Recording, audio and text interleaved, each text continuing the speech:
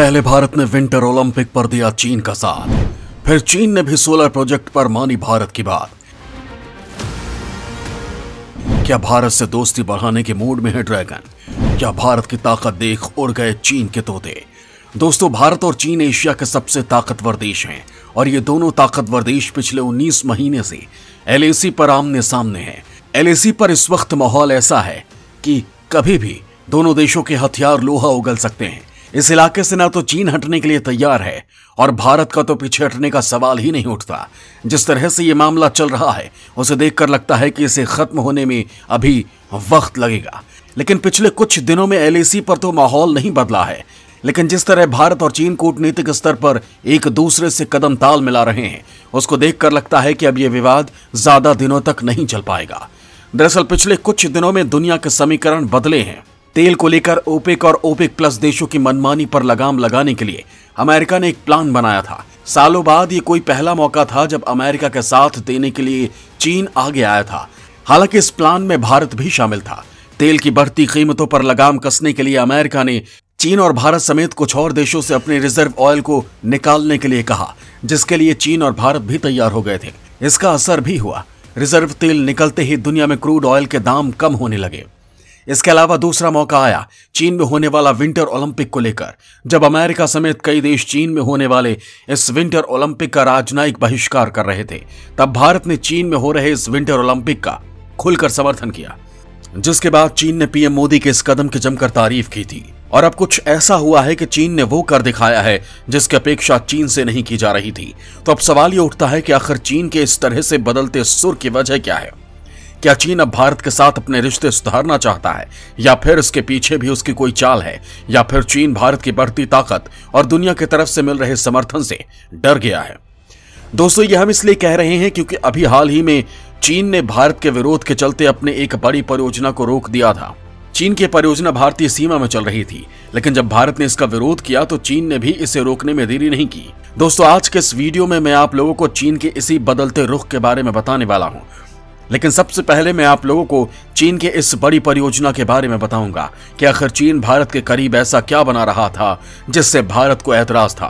तो दोस्तों, वीडियो को बिना स्किप किए पूरा देखिएगा, क्योंकि अगर आप लोगों ने इसे पूरा नहीं देखा तो आप चीन के इस बदलते रुख के पीछे की वजह नहीं समझ पाएंगे। पहले लद्दाख में भारत ने उड़ाई चीन की धज्जियां, अब श्रीलंका में भारत ने दिया चीन को करारा जवाब। भारत के विरोध के आगे झुक गया ड्रैगन ने श्रीलंका में रोकी अपनी सोलर परियोजना। दोस्तों, LAC पर भारत और चीन के बीच तनाव जरूर चल रहा है, लेकिन दुनिया में बदलते समीकरणों के चलते चीन भारत की बातों को मान रहा है। इसका एक नमूना श्रीलंका में दिखाई दिया है। दरअसल चीन श्रीलंका के उत्तरी द्वीप पर हाइब्रिड एनर्जी सिस्टम परियोजना का निर्माण कर रहा था। इस परियोजना को लेकर भारत ने चीन के सामने विरोध दर्ज किया था। भारत के भारी विरोध के बाद चीन ने हाइब्रिड एनर्जी सिस्टम परियोजना के निर्माण को रोक दिया। दरअसल ये द्वीप भारत के काफी करीब है और इसी वजह से भारत ने इसका विरोध किया था। श्रीलंका में चीन के दूतावास ने ट्वीट करके कहा था कि उत्तरी द्वीपों पर सोलर पावर प्लांट बनाए जाने के प्रोजेक्ट को एक तीसरे देश की सुरक्षा को लेकर चिंता जताए जाने के बाद रद्द कर दिया गया। हालांकि चीन ने अपने इस ट्वीट में इस तीसरे देश के रूप में भारत का नाम नहीं लिया है। दरअसल इसी साल जनवरी में भारत ने श्रीलंका से चीनी कंपनी को सोलर पावर प्लांट बनाए जाने का ठेका दिए जाने पर विरोध दर्ज कराया था। हालांकि भारत के विरोध के बाद इस मामले ने तूल पकड़ा था और अब जाकर चीन ने इस परियोजना को रोकने का फैसला किया है। हालांकि अभी यह साफ नहीं है कि चीन इसे परमानेंट रोक रहा है या फिर कुछ समय के लिए। ऐसा भी हो सकता है कि भारत के श्रीलंका से विरोध दर्ज करने के बाद श्रीलंका ने ही शायद चीन पर इसे रोकने के लिए दबाव बनाया हो, क्योंकि श्रीलंका की भारत से नजदीकी दुनिया जानती है। हालांकि कुछ समय पहले तक श्रीलंका भी चीन की ही भाषा बोल रहा था, लेकिन जब उसे चीन की सच्चाई पता चली तो उसे भारत की दोस्ती याद आई। दरअसल दोस्तों, चीन ने अपनी विस्तारवादी नीति के तहत श्रीलंका में काफी निवेश कर रखा है।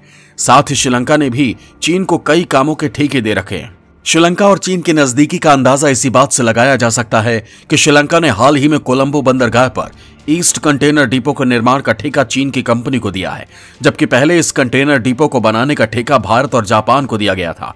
लेकिन चीन के दबाव में श्रीलंका ने ऐसा नहीं किया और ठेका चीनी कंपनी को दे दिया गया। दोस्तों, चीन अपनी विस्तारवादी सोच को बढ़ाने के लिए कर्ज का जाल बुनता है और एशिया में चीन के कर्ज के जाल में फंसने वाला श्रीलंका पाकिस्तान के बाद दूसरा देश है। चीन ने हाल के कुछ समय में श्रीलंका में विकास परियोजनाओं में बड़े निवेश किए हैं। ऐसा माना जाता है कि चीन श्रीलंका को कर्ज के जाल में फंसा चुका है। इससे पहले चीन ने साल 2017 में अपने हम्बनटोटा बंदरगाह को 99 सालों के लिए चीन को लीज पर दे दिया था।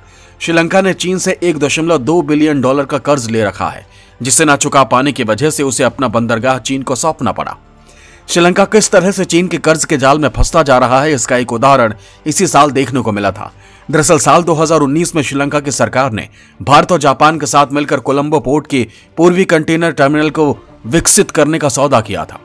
हालांकि इस साल फरवरी में एक तरफा फैसला लेते हुए श्रीलंका की सरकार ने इस समझौते को रद्द कर दिया। दरअसल चीन अपने महत्वाकांक्षी बेल्ट एंड रोड इनिशिएटिव में श्रीलंका को एक महत्वपूर्ण हिस्सा मानता है। चीन ने इन कुछ सालों में श्रीलंका को अपनी परियोजनाओं के लिए अरबों डॉलर का कर्ज मुहैया कराया है, लेकिन श्रीलंका को लेकर चीन का इतना दिलचस्पी दिखाना उसके काले इरादों को जाहिर करता है। इसका जीता जागता उदाहरण पाकिस्तान है, जो चीन के कर्ज के जाल में फंसकर कंगाली के कगार पर पहुंच गया है। अगर अभी भी श्रीलंका अपनी नींद से नहीं जागा तो उसका भी हाल पाकिस्तान जैसा ही होगा। दोस्तों, इंटरनेशनल भूमाफिया चीन ने कर्ज के जाल में फंसाकर श्रीलंका को अपने काबू में कर रखा है, लेकिन जैसे जैसे चीन की चालाकियां श्रीलंका के सामने उजागर हो रही है, वैसे वैसे वो चीन से दूरी बना रहा है। हालांकि इस मौके को भारत भी हाथ से नहीं जाने देना चाहता। कुछ समय पहले भी ऐसा ही हुआ था। दरअसल श्रीलंका खुद को दुनिया का पहला जैविक खेती करने वाला देश बनाने की कोशिश में लगा है, और इसी वजह से उसने चीन की कंपनी किंगदाओ सीवीन के साथ जैविक खाद के लिए करार किया था। इस करार के तहत 20,000 टन खाद की पहली खेप श्रीलंका पहुंची, जिसे श्रीलंका ने खराब क्वालिटी का हवाला देकर खारिज कर दिया।